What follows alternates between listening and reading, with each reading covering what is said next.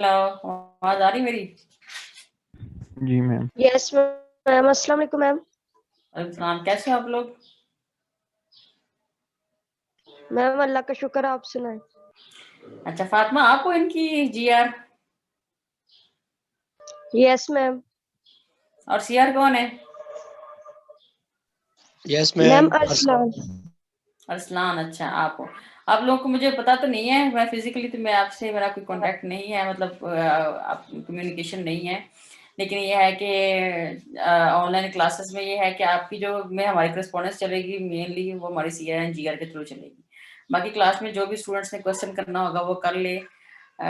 और ये जो लिंक है जो मैंने आपको शेयर किया है, ये थ्रू आउट द सेमेस्टर अगर हमारी ऑनलाइन जब तक क्लासेस होती हैं तो यही शेयर हमारा लिंक रहेगा। तो इसलिए इसको मैंने ग्रुप में शेयर कर दिया पहले लेक्चर में, ताकि जब भी किसी स्टूडेंट ने एंटर होना हो तो वो डायरेक्ट इसके अंदर जो है वो आपका एंटर हो जाए। ठीक हो गया? अच्छा फातिमा बच्चे, आपकी क्लास में स्ट्रेंथ कितनी है? मैम 59। 59? 22 लोग हैं। Yes ma'am. पता नहीं आपकी क्लास में क्या क्लास होनी है आज? कितनी क्लासेस हुई पहले आपकी? मैम 12 बजे हमारी पहली क्लास हुई है, 12 बजे से क्लासेस स्टार्ट होती है ना। अच्छा अच्छा अच्छा, 12 से 1 मिनट शादियाँ थी? Yes ma'am. पहले क्लास हो गई आपकी। तो अब सेकंड क्लास है आपकी, तो ये जो आपको नोट्स शेयर हो गए हैं पूरे क्लास को, रात जो है वो मैं कल आपकी क्लास में शेयर किए थे, ये मैं हम मॉर्निंग में किए थे, तो मैंने आगे फॉरवर्ड किया, डोंट नो किसने किया था। लेकिन ये है कि हम लोगों ने जो मैंने आपको आउटलाइन भी शेयर कर दी है ना, अभी आपको मिल गई आउटलाइन? यस मैम, आउटलाइन मिल गई है। अच्छा अजान हो रही है, मैं जरा थोड़ा सा इसको म्यूट करती हूँ, फिर उसके बाद हम इसकी जो है डिस्कशन कर लेते हैं।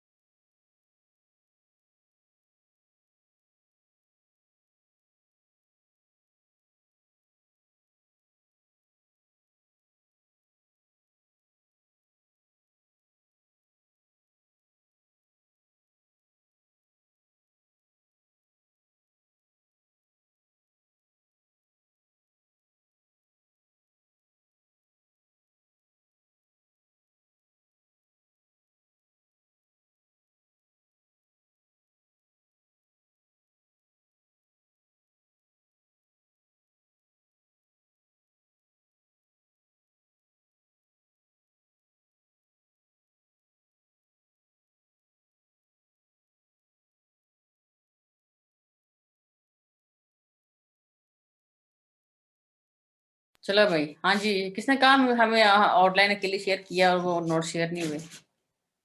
फातिमा ने भी अब तो कर दिए। सोते रहते हो क्लास में, थोड़ा सा जाग जाग जाके देखा करो ना नोटिफिकेशन कौन कौन से मिले हैं। एक तो तुम लोग को नहीं लेक्चर मिल जाते हैं, दूसरा जो है ना वो कहते हैं कि हमें कोई नोट्स नहीं मिला हुआ। नहीं मिले? मैम, वो कुछ बच्चों ने बाद में ज्वाइन किया ना ग्रुप, इसीलिए। उनको फिर वो नजर नहीं आ रहे। और ये जो एडिटिंग शेटिंग करनी है ना, बंद कर दो फिर, वरना तुम लोग मैंने एक्सेस बंद कर देनी। ये जो मैंने ये रेड लाइन किसने लगाई है?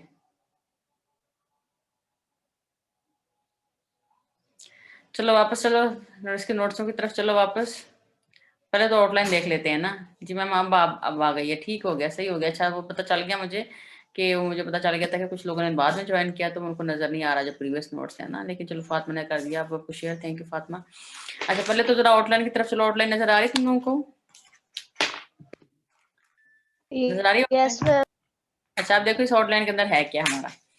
इसके अंदर हमारे पास है, इसके अंदर है, पहले तो हमें करना है basics of differential equations. Linear homogeneous differential equations है ऑफ ऑर्डर n। फिर है fundamental set of solutions, linearly dependent and independent solutions. Wronskian है, डिटर्मिनेंट है, एडजॉइंट एंड सेल्फ एडजॉइंट। यहाँ तक, जहाँ तक है ना रॉन्स्कियन डिटर्मिनेंट, तो यहाँ तक जो है ना ये हमारा जो फर्स्ट चैप्टर है इसके अंदर हमारा ये कवर हो जाएगा इंशाल्लाह, ठीक है। तो फिर आगे जो आएगा ना आपका adjoint and self adjoint equations, self adjoint operator, symmetric operators, Lagrange identity वगैरह, तो ये हमारा जो है वो नेक्स्ट हम इसको नोट्स जो है वो शेयर कर लेंगे। क्लियर हो गया? तो आज हमने करना है ये basic concepts of differential equations. ये तुम लोगों ने पहले सारा पढ़ा हुआ है, जस्ट ये इसकी रिवीजन है, सही है ना। तो रिकॉर्डिंग में नहीं किया करूंगी। अब रिकॉर्डिंग का मुझे नहीं पता है कि स्टूडेंट्स कैसे इसकी रिकॉर्डिंग कर सकते हैं। मेरी जो एमएससी थर्ड सेमेस्टर मॉर्निंग थी ना, वो एमएससी फोर्थ सेमेस्टर में होगी मॉर्निंग। उनके स्टूडेंट्स वो करते थे, मुझे पूछे बगैर ही, लेकिन मुझे पता चल गया था कि वो रिकॉर्डिंग करते हैं। तो अगर आप लोगों को पता है टैक्टिक का तो खुद रिकॉर्डिंग कर लिया करो। मैंने रिकॉर्डिंग नहीं करनी, मेरे पास नहीं कैपेसिटी रिकॉर्डिंग करने की, और ना ही मैंने शेयर करनी है। जिसने रिकॉर्डिंग करनी हुई अपने भी आप पे कर सकते हैं, या CR GR कर लो, बाकी क्लास को शेयर कर दो, या आप लोग किससे पूछ लो कि रिकॉर्डिंग कैसे कर सकते हो। करनी आती है तुम लोगों को रिकॉर्डिंग? यस मैम, हमारी क्लास का भी एक स्टूडेंट करता है, हाँ चलो तो वो ठीक फिर है, पूरी क्लास रिकॉर्डिंग, को शेयर करता हाँ पूरी क्लास को शेयर कर लिया करना। तो जो है पहले वाले जो लेक्चर्स हैं स्टार्ट वाले, उसके अंदर तो हम लोग अपनी स्क्रीन शेयरिंग से काम चलाएंगे, लेकिन जहाँ पे हमें बोर्ड में यूज करती हूँ क्लास को पढ़ाने के लिए, तो बीच में मैं बोर्ड भी यूज कर लिया करूंगी, सही है। और इसके अलावा फातिमा आपने क्या क्या करना है, जैसी क्लास स्टार्ट होगी आपने इसके स्क्रीनशॉट्स ले लिया करने हैं। स्टार्ट क्लास जब स्टार्ट होती है तब भी, और जब क्लास एंड होती है तब भी। तो ये दोनों जो स्क्रीनशॉट्स हैं ये आपने मुझे जो है ना हर क्लास के एंड पे सेंड कर दिया करने हैं। है। Okay ma'am. ठीक है, मतलब रिकॉर्डिंग तो आपने कह दिया ना क्लास करता है लड़का एक, तो स्क्रीनशॉट्स आपने ले लिया करने हैं। इसके अंदर अटेंडेंस भी आपकी आ जाएगी, और जो सिंपल स्क्रीनशॉट है ना वो भी एक दो ले लिया करना। तो फिर आप जो है उसको ग्रुप में शेयर कर दिया करना, ताकि अगर किसी स्टूडेंट बीच में डिस्कनेक्ट हो गया हो तो उसका पता चल जाए कि मेरा जो इसमें रोल नंबर है कि नहीं है। ठीक हो गया? तो अभी 28 पार्टिसिपेंट्स हैं, इससे पहले थोड़ी देर पहले 30 पार्टिसिपेंट्स थे, तो 2 लोग ही चले गए। अच्छा इसके अलावा ये है कि मैंने ऑडियंस जो है उनको अलाउ किया हुआ है कि आप कोई भी क्वेश्चन कर सकते हो, but I will not accept any interruption. जो है वो आपकी क्लास जो है वो आप क्लास के अंदर जो है वो मुझे तंग करो, या आप आपस में जो है वो इंटरप्शन करो, चैटिंग से करो, या आप बदतमीजी आपस में करो, ठीक है ना। तो कोई भी क्वेश्चन पूछना हो आप अपने आप को एक्सक्यूज में करके लेक्चर के दौरान में पूछ सकते हो, लेकिन जो है वो कोई शरारत शुरू करने का जो मूड में होना तो फिर उसको मैं खुद निपट लूँगी। सही हो गया ना? तब ये किरण शिकिरण लगानी बंद कर दो, और जो है ना सीरियस होकर पढ़ लो अपना लेक्चर। ये पता नहीं किसने रेड लाइन ला ली, इसलिए फिर मुझे जो है ना वो गुस्सा आया कि ये क्यों जो है वो स्टूडेंट इस तरह की बिहेव करें। अच्छा चलो स्टार्ट करते हैं अपने लेक्चर को। न्यू शेयर, और उसके अंदर हम अपना जो चैप्टर अभी अभी फातिमा ने जो आपको शेयर किया है उस चैप्टर की डिस्कशन कर लेते हैं। बहुत ही सिंपल चैप्टर है, बहुत ही इजी हमारा लेक्चर होगा आज का इंशाल्लाह, क्योंकि इसके अंदर जस्ट आप लोगों ने क्या करना होगा, अपनी जो प्रीवियस नॉलेज है उसको आप लोगों ने जो है वो अपना रिवाइज करना होगा। सही, तो आउटलाइन के बाद अब मैं इसको शेयर कर रही हूँ। जो आपकी बुक है, ये आपकी बुक है जहाँ से लेके जो है हम लोगों ने इसकी फोटो कॉपी, इसकी स्क्रीन शॉट्स लिए हैं ना।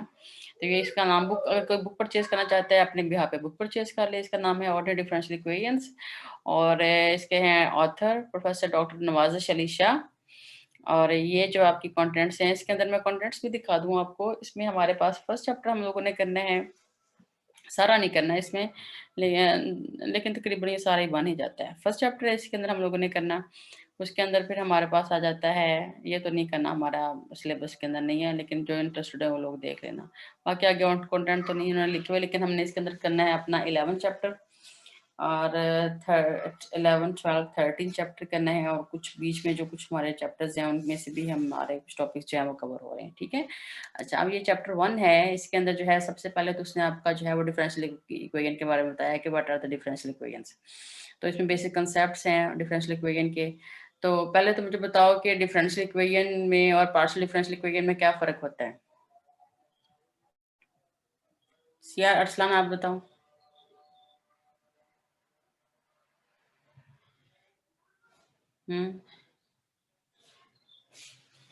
उज़ैर हैं यहाँ पे, उज़ैर नजर आ रहे हैं मुझे, उज़ैर मकबूल, आप बताओ। मेरी आवाज आ रही है अब तक? एक दफा रिवीजन करने की बस जरूरत है। दोबारा बोलने? एक दफा रिवीजन करनी है थोड़ी सी बस। और रिवीजन करनी है, चलो ठीक है, हम साथ साथ इसकी रिवीजन कर लेते हैं, क्योंकि ये पहला लेक्चर है तो थोड़ा सा आइस ब्रेकिंग भी जरूरी है, क्योंकि काफ़ी देर से आपकी क्लासेस नहीं हो रही ना, एग्जाम थे, फिर उसके बाद अब आपके हो रही हैं क्लासेस। ठीक है ना, तो सबसे पहले तो आपको पता होना चाहिए कि हमारे पास जो डिफरेंशियल इक्वेशन है उसको ऑर्डिनरी कब कहते हैं और उसको पार्शियल कब कहते हैं। अच्छा, ऑर्डिनरी डिफरेंशियल इक्वेशन क्या होती है, जैसे आप लोगों ने नोट किया होगा, आप स्टार्ट जब करते हैं अपने किसी भी फंक्शन को स्टार्ट करते हो तो आप कहते हैं let y is equal to f of x, कहते हो ना। तो इसका मतलब है कि y जो है वो किसका फंक्शन है, x का फंक्शन है, तो उसको लिखते हो y is equal to f, और छोटी ब्रैकेट लगाते हो, फिर x लिखते हो, y is equal to f of x. ठीक हो गया ना। तो इसमें आपका y जो है वो आपका डिपेंडेंट वेरिएबल है और x आपका इंडिपेंडेंट वेरिएबल है।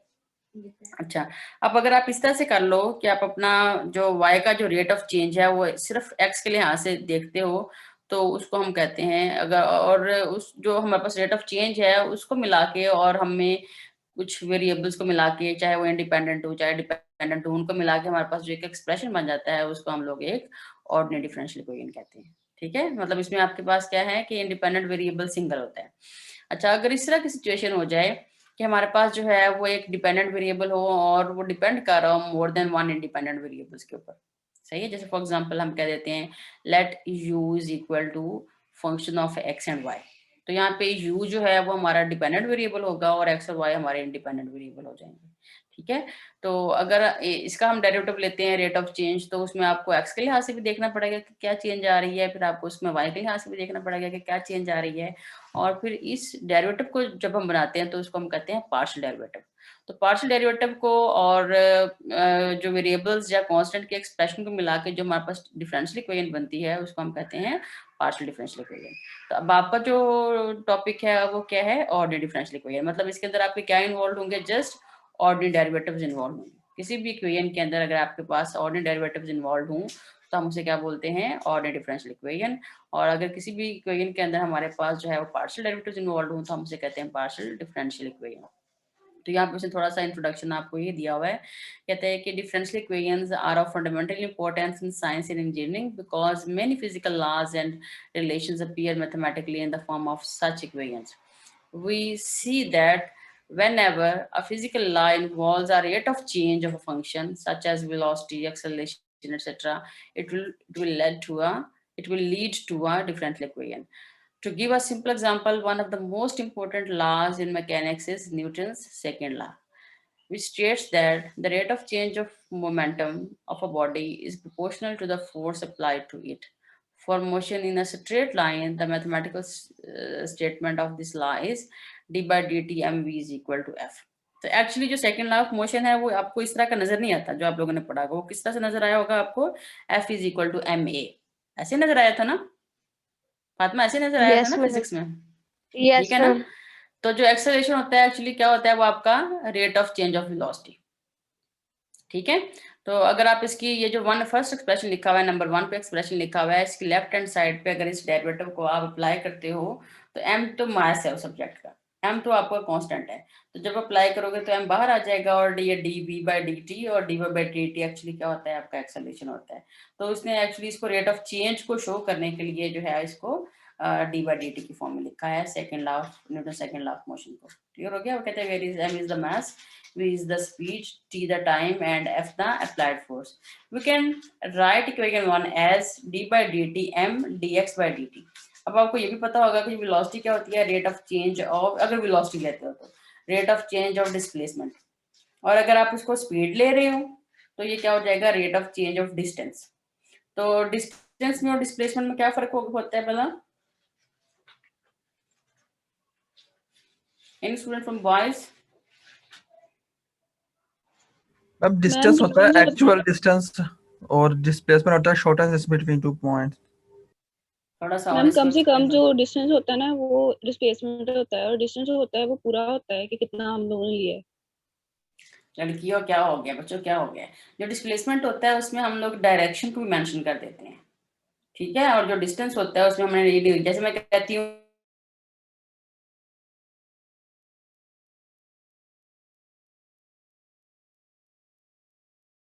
And displacement is a vector quantity, scalar होती है क्वांटिटी, उसमें जस्ट मैग्नीट्यूड होती है किसी भी क्वांटिटी की, ठीक है, और जो वेक्टर क्वांटिटी होती है उसमें मैग्नीट्यूड के साथ साथ डायरेक्शन की भी जरूरत होती है।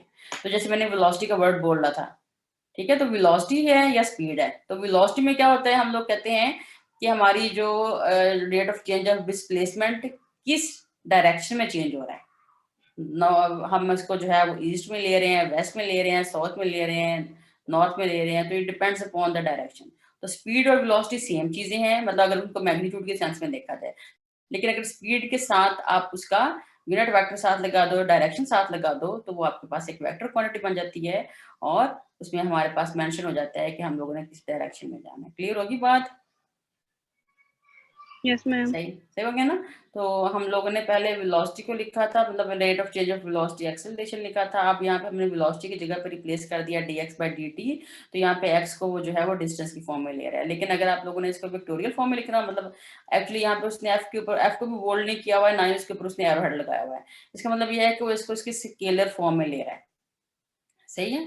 तो हमने इसको जो है, चूंकि उसने इसको यूनिट डायरेक्शनल रखा है इसलिए इससे फर्क नहीं पड़ता। वैसे अगर आप इसको वेक्टर फॉर्म में लिखता तो एफ के भी 3 कंपोनेंट होते हैं, अगर हम इसको स्पेस की फॉर्म में ले रहे होते हैं, आई जे के की फॉर्म में ले रहे होते हैं, और हमारे पास जो है इस तरह से वी के भी 3 कंपोनेंट होते हैं, ठीक है, यू वी एंड डब्ल्यू इस तरह फॉर्म में आते हैं। लेकिन चूंकि वो एक स्केलर फॉर्म में इसको डिस्कस कर रहे हैं तो हम भी इसको स्केलर फॉर्म में ले लेते हैं, इसलिए उसने यहाँ पे वेलोसिटी की जगह पे जो है वो स्पीड का वर्ड यूज किया, वी को उसने स्पीड कह दिया, और फिर उसने x को जो है वो डिस्प्लेसमेंट की जगह पे क्या कह दिया, डिस्टेंस कह दिया, ठीक है, क्योंकि उसके अंदर फॉर्म में इसको ले रहा है। कहते हैं where x denotes the distance along the line from some origin on it. Equation 2 is called the differential equation expressing Newton's second law of motion. तो ये हमारे पास पहले वाले भी हमारे पास एक डिफरेंशियल इक्वेशन आ गई और सेकंड वाले भी हमारे पास एक डिफरेंशियल इक्वेशन आ गई। क्लियर? कहते हैं differential equations have vast applications in almost all branches of engineering, electromagnetic theory, fluid mechanics, electricity, elasticity, heat conduction, diffusion, plasma physics, quantum mechanics, biological and other social sciences, etc. अच्छा मुझे बताओ, कभी तुम लोगों ने differential equations को biological model में देखा? No ma'am. No ma'am. हाँ, 6th सेमेस्टर में तुम लोग आ गए। लॉर्ड का वोल्टेरा मॉडल कभी सुना तुम लोगों ने?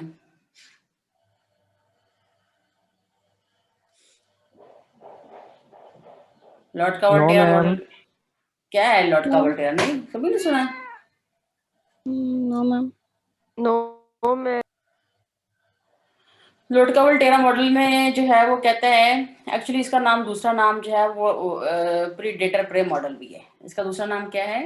Predator pray model. मतलब क्या होता है कि हम अज्यूम करते हैं स्टार्ट में कि let's x t be the population of predator. Predator में फॉर एग्जांपल आप फॉक्सेस ले लो, प्रीडेटर आप लोग फॉक्सेस ले लो, और प्रे आप जो है वो रैबिट्स ले लो। हमने देखना होता है कि किसी भी एक इन्वायरमेंट के अंदर अगर फॉक्सेस और रैबिट्स हैं तो उनके दरमियान में क्या रिलेशनशिप बन सकता है, मतलब कौन सा मॉडल है जो हम उसकी जो है वो पॉपुलेशन को एट अ गिवन टाइम को निकालने के लिए यूज होता है। तो उसके लिए बड़ा फेमस मॉडल है, उसका नाम है वोल्टा, क्या बोल रही थी मैं, लॉर्ड का वोल्टेरा मॉडल। तो लॉर्ड का वोल्टेरा मॉडल ये हमें कहता है कि अगर सपोज दैट स्टार्ट में जो फॉक्सेस है उसका नंबर x है, स्टार्ट में अगर रैबिट नहीं है स्टार्ट में अगर रैबिट नहीं है तो मुझे बताओ जो आपकी फॉक्सेस का रेट ऑफ चेंज है वो इंक्रीज होगा या डिक्रीज होगा?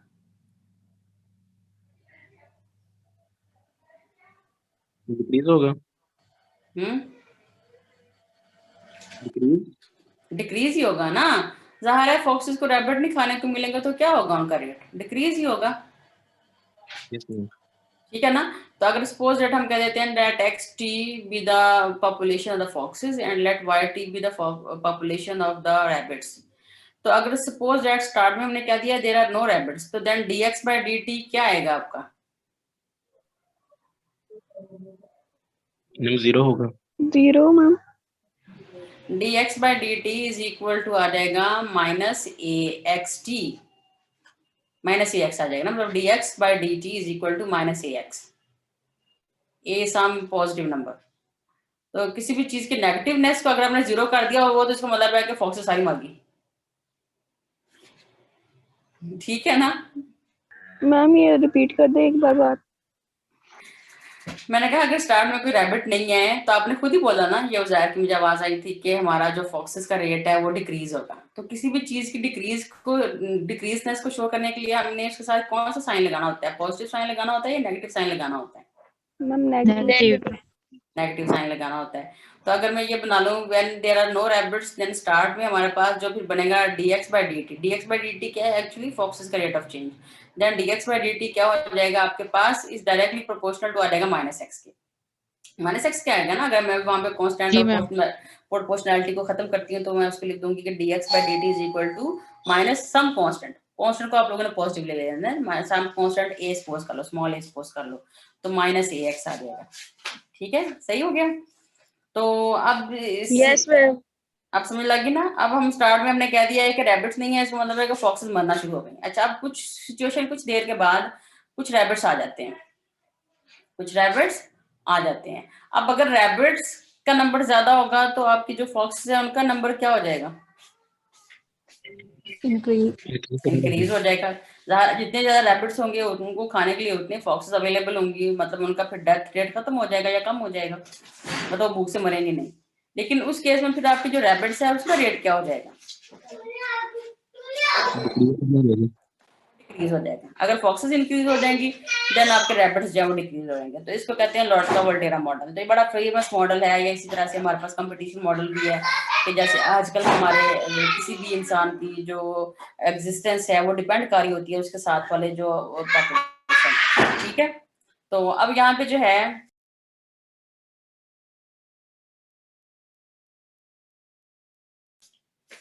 अच्छा, अब यहाँ पे जो है फिर हम लोगों ने डिस्कस किया था कि हम लोगों ने किसी भी बायोलॉजिकल मॉडल्स के अंदर हम लोग डिफरेंशियल इक्वेशंस को यूज कर सकते हैं। आपके सोल्यूशन निकालना होता है, सोल्यूशन निकालने के 100 तरीके, आप उसको सेपरेशन वेरिएबल से कर लो, आप उन इक्वेशन को साइमल्टेनियसली सॉल्व कर लो, वो तो अगली लंबी बात हो गई, ठीक है ना। वो पहले आप लोगों ने काम कर लिया हुआ डिफरेंशियल इक्वेशन का कैसे सोल्यूशन निकालना होता है। लेकिन सबसे मेन मसला ये था कि उनको फॉर्मेशन कैसे करनी है, बनाना कैसे होता है। तो जिसमें एक वेरिएबल के लिहाज से, जैसे टाइम के लिहाज से अब चेंज हो रहा था ना हमारे फॉक्स की पॉपुलेशन या रैबिट्स की पॉपुलेशन, तो टाइम के लिहाज से हम लोगों ने देखना होता है कि हमारी डिफरेंस इक्वेशन किस तरह से बनती है, ठीक है। तो ये सिंगल वेरिएबल की यहाँ पे बात हो रही थी। तो इसी तरह से डिफ्यूजन प्रॉब्लम जो है उसमें हमारे पास जो है वो सेकंड ऑर्डर डेरिवेटिव हम लोग ले लेते हैं, तो ये हमारे पास जो है वो एक डिफरेंशियल इक्वेशन बन जाती है, सही है ना। तो ये तो बेसिक सारा नॉलेज था, ये सारा एमसीक्यू के तौर पे है, मैं इसलिए इसको यहाँ पे पढ़ा रही थी ताकि आपको अंदाजा हो जाए कि हमारे पास जो है वो डिफरेंशियल इक्वेशन किस तरह से बनती है।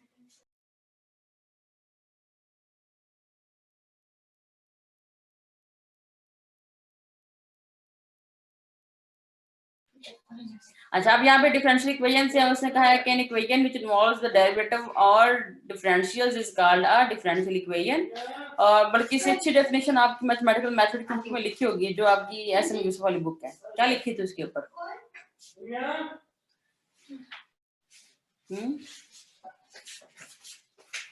फातिमा कुछ याद है? डिफरेंशियल इक्वेशन पढ़ी है ना पहले आप लोगों ने? नहीं पता, नहीं याद?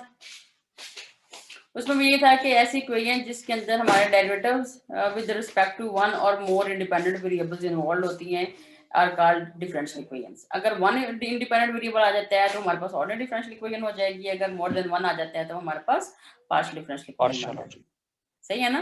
तो ये जो आपके पास first, second, third, fourth, fifth, six तक जो इक्वेशंस हैं ये आपके पास ऑर्डिनरी डिफरेंशियल इक्वेशंस हैं, और 7 and 8 are the examples of partial differential equation, मतलब इसके अंदर आपके पार्शियल डेरिवेटिव्स इन्वॉल्व हो गए। ठीक है ना।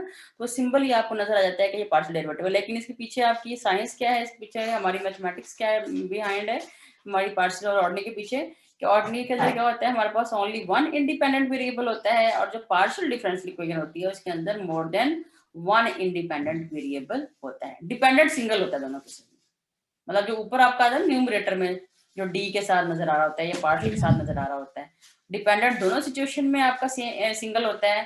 तो फर्क कहाँ पड़ता है, इंडिपेंडेंट में। तो अगर इंडिपेंडेंट वेरिएबल डिफरेंट है, जैसे d by d x with respect to, आप कहते हैं ना differentiate with respect to x या differentiate with respect to t, तो वो जो वेरिएबल जो आप ले रहे होते हो वो आपका इंडिपेंडेंट वेरिएबल होता है। एक सेकंड जी, अच्छा अब यहाँ पे जो है हमारे पास पहले जो 6 एग्जांपल्स हैं ऑर्डिनरी डिफरेंशियल इक्वेशन की आ गई, उसके बाद 2 एग्जांपल्स हमारे पास आ गई पार्शियल डिफरेंशियल इक्वेशन की। चलो इसी के अंदर हम डिस्कस कर लेते हैं अपना ऑर्डिनरी की अगर डेफिनेशन वो दे तो रहा है, लेकिन हम इसको पहले यहीं से डिस्कस कर लेते हैं। तो इसके अंदर पहले में हमारे पास अब आएगा कि ऑर्डर क्या है और उसकी डिग्री क्या है। तो फर्स्ट ऑर्डर क्या होता है किसी भी डिफरेंशियल इक्वेशन का, जो उसका हाईएस्ट डेरिवेटिव होता है वो उसका ऑर्डर होता है, और अगर उस हाईएस्ट ऑर्डर डेरिवेटिव की जो पावर होती है वो उसकी डिग्री हो जाती है। डिग्री Yes, अब ma'am.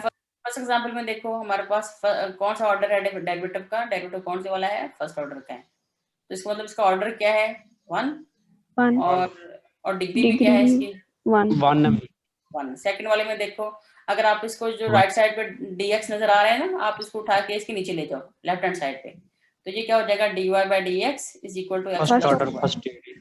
First order first degree. Third वाला एग्जांपल जो है वो मैम सेकंड ऑर्डर और फर्स्ट डिग्री, सेकंड ऑर्डर और फर्स्ट डिग्री की है। फर्स्ट डिग्री, फोर्थ वाला first order first degree, first degree first order first degree. और फिफ्थ वाला मैम थर्ड ऑर्डर और third order degree 2 degree first first degree हाँ first degree है।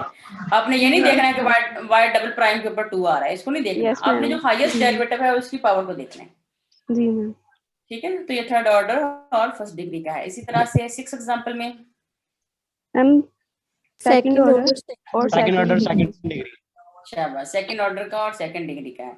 और सेवंथ वाली जो डिफरेंशियल इक्वेशन है वो पार्शियल है, और उसका भी ऑर्डर क्या है, फर्स्ट ऑर्डर का है, और डिग्री क्या है उसकी, 1 नहीं है।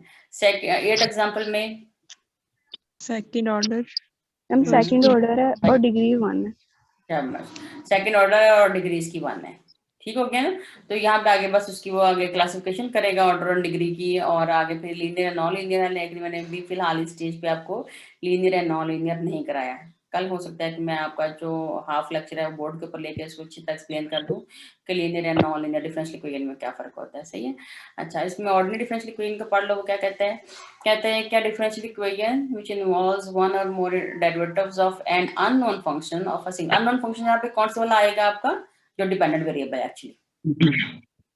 ठीक है, तो of an unknown function of a single independent variable is called ordinary differential equation, or the equation may also contain y itself as well as given function x and constants.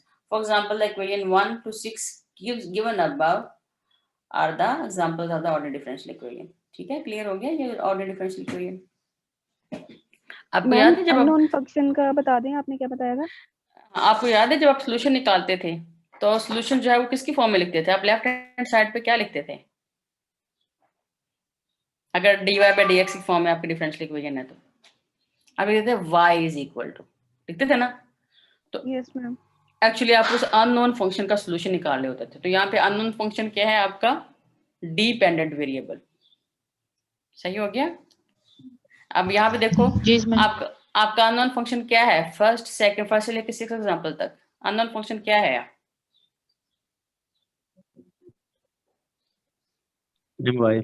y। शाबाश, 1 से लेके 6 example तक आपका unknown function क्या है, y। आप इसका solution निकालोगे और जो सॉल्यूशन आपका आएगा आप उसको आखिर में लिख दोगे कि y इज इक्वल टू। अब देखो फर्स्ट एग्जांपल देखो, आप इसका सॉल्यूशन कैसे निकाल सकते हो, सेपरेटिंग वेरिएबल्स एंड इंटीग्रेटिंग। तो आप इसका जब सॉल्यूशन निकालोगे तो आपका सॉल्यूशन कैसे आ जाएगा, y is equal to x² by 2 + 5x + some constant. तो y की फॉर्म में आपका सोल्यूशन आया, तो उसको हम क्या बोलते हैं, अननोन फंक्शन। तो यहाँ पे पहली लाइन दोबारा पढ़ लो, कहते हैं differential equation which involves one और more derivatives of an unknown function of a single, मतलब यहाँ पे ऑफ आ से मुराद क्या है, with respect to a single independent variable is called an ordinary differential equation. Clear हो गया? गर्ल्स में से किसी ने पूछा था ये क्वेश्चन? यस मैम, हो गया क्लियर। हो गया क्लियर, गुड। आगे पार्शियल डिफरेंशियल इक्वेशन में कहते हैं differential equation which involves an unknown function of two और मोर इंडिपेंडेंट वेरिएबल्स, मतलब उसको कह सकता था ये a differential equation which involves an unknown function with respect to one or more independent variables and its partial derivatives is called a partial differential equation. For example, equation 7 and 8 given are the examples of partial differential equation. अब आप बताओ मुझे जरा 7 and 8 में आपका unknown function क्या है? जी होगा। मैम हाँ जी। शाबाश, जी है आपका अननोन फंक्शन, और इसमें आपके इंडिपेंडेंट वेरिएबल्स कौन कौन से हैं? X and y. एक्स और y. X and X y. y ma'am. Seven में भी और 8 में भी जो आपकी इंडिपेंडेंट वेरिएबल्स हैं वो सिर्फ एक्स एंड वाई हैं। जी तो आपका डिपेंडेंट वेरिएबल है ना, जिसको आपने Yes, अननोन ma'am. फंक्शन कह दिया। तो जी Yes, आपका डिपेंडेंट वेरिएबल जो न्यूमरेटर के अंदर आपका आ रहा है या कहीं और भी आपका आ जाए, लेकिन डेरिवेटिव का आप लोगों ने एक्चुअली देखना होता है। अगर डेरिवेटिव नहीं है तो वो फिर डिफरेंशियल इक्वेशन ही नहीं होगी ना आपकी, ना वो ऑर्डिनरी डिफरेंशियल इक्वेशन होगी, ना वो पार्शियल डिफरेंशियल इक्वेशन होगी। तो किसी भी सिंपल एक्सप्रेशन को आप डिफरेंशियल इक्वेशन नहीं कह सकते, उसके अंदर एटलीस्ट वन मैम जो डिपेंडेंट वेरिएबल होगा वो ही अननोन होगा हमेशा। हाँ वही अननोन होगा, उसी का ही हमने आंसर निकालना होता है, उसी का सोल्यूशन निकालना होता है। ठीक है, क्लियर हो गया? Yes, तो ma'am. किसी भी डिफरेंशियल इक्वेशन के अंदर, चाहे वो ऑर्डिनरी डिफरेंशियल इक्वेशन हो चाहे पार्शियल डिफरेंशियल इक्वेशन हो, उसके अंदर एटलीस्ट वन एक्सप्रेशन आपको डेरिवेटिव का नजर आना चाहिए। अगर एक भी नहीं है तो फिर वो डिफरेंशियल इक्वेशन नहीं होगी। सही है, क्लियर हो गया? तो अब यहाँ पे हमारे पास पार्शियल डिफरेंशियल इक्वेशन का हमने कह दिया, उसको आगे उसने एग्जांपल दे दिया। आगे ऑर्डर और डिग्री की बात होगी। ऑर्डर ऑफ डिफरेंशियल इक्वेशन कहता है the order of differential equation is the order of the highest derivative occurring in the equation. और फिर उसने बता दिया ऑर्डर क्या क्या है, और डिग्री बता दी उसने कि डिग्री जो है वो जो हाईएस्ट ऑर्डर का डेरिवेटिव होता है उसकी पावर होती है। अच्छा, इसके अलावा ये है कि जब भी आप लोगों ने डिग्री देखनी होगी ना, अगर पूरे एक्सप्रेशन में कहीं आपके रेडिकल साइन आ रहा है या आपकी पावर जो है वो रैशनल नंबर्स की फॉर्म में आ रही है, तो आप लोगों ने क्या कर लेना, फ्रैक्शंस की फॉर्म में आ रही है, कहना मुझे चाहिए फ्रैक्शंस की फॉर्म में आ रही है, तो सबसे पहले आपने इसको फ्रैक्शन फ्री करके देखना है कि इसका जो है वो डिग्री क्या होगी। अब जैसे इस एग्जांपल में देखो, ये जो आपको एग्जांपल नजर आ रही है, इसमें आपको जो स्क्वायर ब्रैकेट्स के ऊपर पावर नजर आ रही है वो 3/2 नजर आ रही है। हाईएस्ट डेरिवेटिव यहाँ पे क्या है आपका, डिग्री वाला जो टॉपिक है 2 है। तो अब आपने देखना है कि जो 2 डेरिवेटिव है उसके ऊपर जो पावर होगी एक्चुअली इसकी डिग्री होगी। लेकिन हमें तो यहाँ पे फिलहाल ये नजर आ रहा है कि इसकी डिग्री 1 है, ऐसे नजर आ रहा है ना। लेकिन पहला काम क्या करना है तुम लोगों ने, इसको सबसे पहले आप लोगों ने इसको रेडिकल फ्री बनाना है। रेडिकल फ्री बनाना है या पावर को आपने फ्रैक्शन फ्री बनाना है। तो ये फ्रैक्शन फ्री कैसे बन सकती है, आप इसके दोनों साइड पे अगर स्क्वायर कर लेते हैं तो स्क्वायर करेंगे तो लेफ्ट हैंड साइड पे जो इसकी पावर है वो 3 रह जाएगी और राइट हैंड साइड पे फिर 2 आ जाएगी। तो आप लोगों ने जब ये सारे आपके एमसीक्यू के क्वेश्चंस हैं, इनको नोट कर लो माइंड में कि कोई भी एक्सप्रेशन जिसके अंदर कोई आपकी फ्रैक्शन आ जाए पावर में या कोई रेडिकल साइन आ जाए, तो सबसे पहले काम क्या करना होगा, आप लोगों ने उसको रेडिकल फ्री बनाना है या फ्रैक्शन फ्री बनाना है। उसके लिए क्या करना पड़ेगा, आप लोगों ने देख लेना है कि हमारे पास जो पावर है वो क्या बन रही है। अच्छा, मेरा क्वेश्चन है आपके साथ, अगर सपोज दैट ऐसे होता है, ये एक्सप्रेशन ऐसे होता है कि 1 + dy/dx, इसका स्क्वायर तो ऑलरेडी है और टोटल जो इसकी पावर आ रही है वो आ रही है आपकी 3/2, और इधर आपके पास आ रहा होता 1/7 d2y/dx स्क्वायर के ऊपर। इसकी डिग्री क्या होती है, ऑर्डर तो 2 ही है ना, डिग्री क्या होती है इसकी? मैम फिर वो 1/7 को हम खत्म करेंगे ना तो फिर डिग्री 1 ही आ जाएगी। इधर 3/2 ही है, लेफ्ट हैंड साइड पे 3/2 ही है। मैम जो सेकंड डेरिवेटिव है ना उसकी पावर आपने बताई 1/7, तो उसकी हम 1/7 को फ्रैक्शन को जब खत्म करेंगे 7 से मल्टीप्लाई करेंगे तो फिर उसका यानी कि डिग्री 1 आ जाएगी। उसकी डिग्री 2 नहीं हो जाएगी मैम, वो 1/7 था तो। देखो लेफ्ट हैंड साइड पे 3/2 ही है मैंने कहा। Yes ma'am. आपने क्या करना है इस सिचुएशन में, अगर 1 से 2 जगह पे आपकी फ्रैक्शन आ रही हो तो आपने क्या कर लेना है,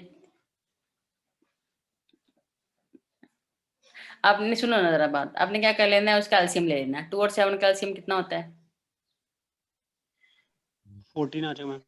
14 आ जाएगा। तो आपने इसके दोनों साइड पे जो पावर है वो कितनी ले लेनी थी, 14। कितनी पावर ले लेनी थी? 14। उस 14 की वजह से जो आपकी राइट हैंड साइड है, जब आपने उसको पावर में लिखा तो वो 7 से 14 कैंसिल हो गया, कितना रह गया? 2 रह जाएगा। इधर आपके पास आ जाएगा 3 और 3 के साथ आपका मल्टीप्लाई क्या हो जाएगा? 7, 21 आ जाएगा। लेकिन हमने तो डिग्री उसकी देखनी होती है जो हाईएस्ट डेरिवेटिव होता है, ठीक है। तो उस सिचुएशन में भी इसकी जो डिग्री है वो 2 आती। अच्छा, अगर सपोज दैट आपका ऐसे आ जाता कि जो राइट हैंड साइड है उस एक्सप्रेशन में हमें आपके पास आ जाता 7/5, 7/5, और जो लेफ्ट हैंड साइड है उसमें आ जाता आपका 3/10। देख लिया? कोई पेंसिल से पास पकड़ लो, क्योंकि छोटे छोटे क्वेश्चन हैं, इससे फिर हमारे पास जस्ट ये हमारी प्रैक्टिस के लिए है। मैं बता रही हूँ, जो राइट हैंड साइड है इसमें आपके पास पावर आ जाती 5 है, सपोज मैं 5/7 मैंने बोला था, और जो right hand side left hand side है उसमें आपके पास पावर आ जाती 3/10। आप बताओ मुझे इसकी डिग्री क्या होती है? डेरिवेटिव वैसे ही है, राइट हैंड साइड पर d2y/dx स्क्वायर है, और लेफ्ट हैंड साइड पे आपके पास है 1 + dy/dx जैसे लिखा हुआ है, इसका स्क्वायर और ये पावर ऊपर आ गई, 14 आ जाती है। अब आपने क्या करना है, आपने 7 और 10 का एलसीएम लेना है। तो 7 और 10 का एलसीएम कितना आ जाएगा? चलो मैं ठीक है 7/5 कर देती हूँ, ज्यादा अच्छा है। अच्छा किया आपने बता दी, 7/5 ज्यादा अच्छा है, क्योंकि इसके दरमियान में जो आपके पास है एलसीएम वो देखना कितना आता है। तो 5 और 10 का एलसीएम कितना बनता है? 10 बनता है। इसका मतलब है कि दोनों साइड पे आपने इसको किससे मल्टीप्लाई करना है फ्रैक्शन फ्री बनाने के लिए? 10 के साथ मल्टीप्लाई करना पड़ेगा। आप इसको 10 से मल्टीप्लाई करो, दोनों पावर्स को 10 से मल्टीप्लाई करो, तो जब आप इसकी कैंसिलेशन करते हो तो आपके पास लेफ्ट हैंड साइड पे तो इसकी पावर 3 रह जाती है, और राइट हैंड साइड पे कितना रह जाता है? 14 बन जाएगी। 14 बन जाता है। तो इसकी फिर डिग्री कितनी आ जाएगी? 3। 14 आ जाएगी ना?